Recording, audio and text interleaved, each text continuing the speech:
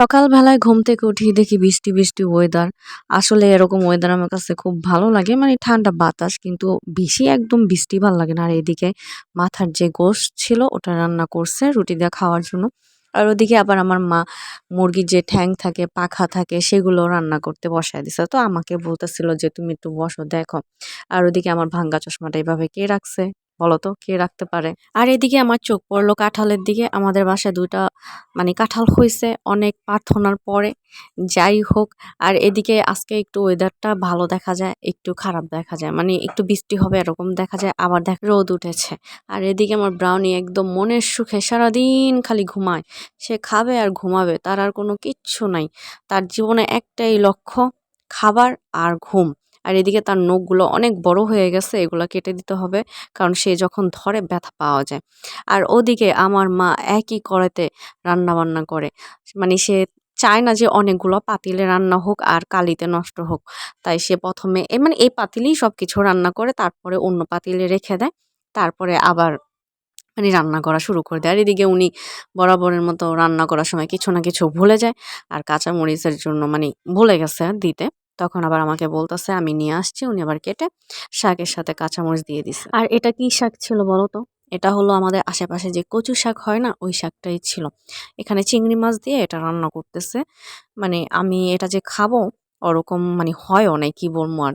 যাই হোক, এক তো গরুর গোশত খেতে হয়, আবার চিংড়ি মাছ খুবই অ্যালার্জি।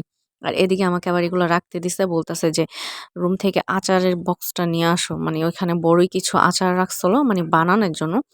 ওইখানে বড়ই রাখছিল, আমাদের একটা গাছ ছিল। তো ওইটারই এখন উনি আচার বানাবে। এদিকে দেখো আবার বৃষ্টি শুরু হয়ে গেছে। তখন আবার আমি আমাদের নামাজের যে পাটি ছিল আর একটা ওড়না বাইরে দিছিলাম সেটাই নিয়ে আসতেছিলাম। আর আজকে এত বাতাস, এত বৃষ্টি মানে ভালোই লাগতেছিল। যেহেতু একদম টানা অতিরিক্ত মানে বৃষ্টি না, একটু পর, পর বৃষ্টি, বাতাস। আর এদিকে আমাকে বলতেছে যে, ওই শাকের সাথে একটু লেবু পাতা দিলে ঘ্রাণ আসে বা একটা যেই ভাব থাকে, তিতকুটি ভাব থাকে ওটা চলে যায়। যাই হোক, মানে আমাকে নিয়ে আসতে বলছে, আমি নিয়ে আসছি। আর এদিকে দেখো কি ঝুম বৃষ্টি শুরু হয়ে গেছে। তাড়াতাড়ি করে আমি জানলাগুলা সব বন্ধ করতেছি। আর আমাদের এই পাশে কি বলবো, এরকম কিছু প্রতিবেশী থাকলে তো তোমার জীবন একদমই জাহান্নাম হয়ে যাবে, যে তোমার সবকিছুতেই দোষ ধরে। আর এই সাইডটা যাক আলহামদুলিল্লাহ ভালো। যতদিন এখানে রুম না করবে এরকম দৃশ্য দেখতে পারবো। একটু গাছগাছালি আছে আর সুন্দর একটা পরিবেশও লাগে যখন জানলা দিয়ে দেখি। তো সবকিছু আমি বন্ধ করে দিতেছিলাম কারণ অনেক বৃষ্টি। আর এদিকে দেখো আমি যখন পাকের ঘরে বসে রয়েছি যেখানে মানে লার্কির চুলায় রান্না হয়, তো ওইখান থেকে এরকম পানি পড়তেছিল আর দৃশ্যটা দেখে খুব ভালো লাগছিল। আর এদিকে আমার মা আচার বসায় দিছে। যে আচারের কথা একটু আগে বলছি, যেটা বলতে গিয়ে আমি এদিকে ওদিকে হয়ে গেছি। আমার কথার এলোমেলো হয়ে গেছে। আর এদিকে দেখো শাকটা কি সুন্দর দেখা যাইতাছে। আসলে সুন্দর দেখা গেলে কি হইছে? আমি খেতে পারি নাই। আর এদিকে আমার মা আচারও মানে অনেকটা হয়ে গেছে। আমি আবার আসছি ভিডিও করার জন্য যে দেখি কতটুক হইছে। তো দেখলাম যে না, হইছে, অনেকখানি হয়ে গেছে। আর এই আচারটা না একটু তিতকুটা লাগছে আমার কাছে। আমি না আবার অতিরিক্ত টক খেতে পারি না। অতিরিক্ত বলতে কি আমি হালকা টকও খেতে পারি না। মানে আমার কাছে খুবই বাজে লাগে। এদিকে দেখো আমার ব্রাউনি আবার আসছে। সে জানি না কেন আসছে। অন্য সময় তো খাবারের কোনো ঘ্রাণ পেলে তারপরে আসে। আর এখন তো সে এমনিই আসছে। দুষ্টুমি করতে চাইছিলাম কিন্তু সে এখানে মানে মনোযোগী না। তারপরে একটু মনোযোগ হইছে, দেখো তাকে কি মাশাআল্লাহ সুন্দর লাগে যখন সে ক্যামেরার দিকে তাকাইছে না, মানে এত সুন্দর লাগছে আমার কাছে। আর এদিকে আমার আবার গলাটা একটু বয়া, বয়া গেছে। মানে ঠান্ডা, ঠান্ডা লাগতেছে। গলায় কেমন জানি লাগতেছে আরকি। আর এদিকে আমি আবার রুমে চলে গেছি।